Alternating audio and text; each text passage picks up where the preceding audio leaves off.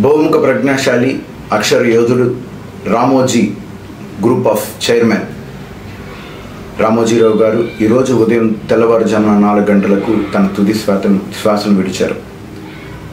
ఒక రకంగా చెప్పాలి అని అంటే జర్నలిజంలో ఆంధ్రప్రదేశ్ మరియు తెలంగాణలో యొక్క జర్నలిజంలో ఈనాడు యొక్క ప్రశస్తం చాలా గొప్పది. అత్యంత నార్మల్ వ్యవస్థ నుంచి అత్యంత కోటీశ్వరుడిగా మారడంలో మరియు తన యొక్క ప్రస్థానాన్ని రాజకీయంగా కావచ్చు, ఆర్థికంగా కావచ్చు, వ్యాపారపరంగా కావచ్చు ఎన్నో అద్భుతాలను సృష్టించుకున్నటువంటి రామోజీరావు గారు ఇక లేరు అని అనడము వాస్తవానికి కొంతమందికి మింగుడు పడనటువంటి విషయం. ఎందుకనంటే తెలుగుదేశం పార్టీకి అయితేనేమి మరియు కొన్ని గవర్నమెంట్లు ఆయన యొక్క సపోర్ట్ లేనిదే ఈరోజు మనం కూడా చేయలేవు అని చెప్పచ్చు. అంతటి ప్రజ్ఞా పాఠవాలు కలిగినటువంటి వ్యక్తి, అద్భుతమైనటువంటి చతురత ఉన్నటువంటి వ్యక్తి ఇక లేరు.